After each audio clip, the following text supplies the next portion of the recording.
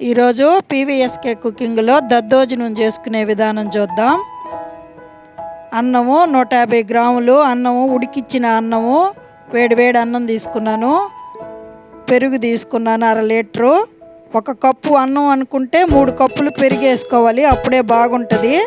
ఇది తీయటి పెరుగు, ఉదయం చేమరేసి మధ్యాహ్నం చేస్తున్నాను. వీలైతే తీయటి పెరుగుతోనే చేసుకోండి.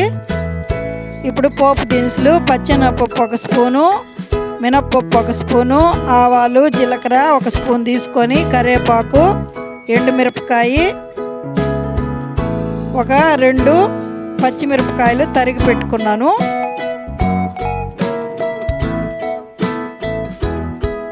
ఈ అన్నాన్ని, ఈ వేడి అన్నాన్ని ఇలా గంటితో మెదుపుకోవాలి, కొంచెం మెత్తగా చేసుకోవాలి.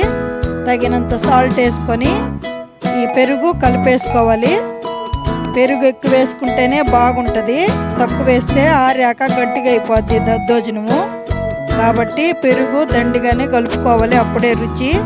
పిల్లలకు బాగా పెట్టండి, ఎండలకి సలవ చేస్తుంది పెరుగు అన్నము. ఇప్పుడు 2 స్పూన్ల ఆయిల్ వేసుకొని, ఎండుమిరపకాయ 1 వేసుకొని ఈ పోపు దినుసులన్నీ వేసేసుకుంటున్నాను. కరివేపాకు, తర్వాత పచ్చిమిరపకాయ, తరుక్కున్న పచ్చిమిరపకాయలు వేసుకున్నాము. జీడిపప్పు కూడా వేసుకోవచ్చు మీరు. పోపు గింజలు మీకు కావాలంటే ఇంకొంచెం కూడా వేసుకోవచ్చు. తింటుంటే పోపు దినుసులు తగలుతా బాగుంటుంది. ఇప్పుడు తిరగమాత పోసేసుకొని కలుపుకుందాము.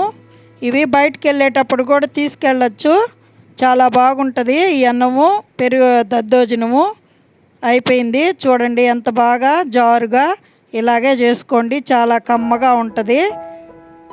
చూడంగానే తినాలనిపిస్తుంది కదా. ఇప్పుడు వడ్డించుకుందాము.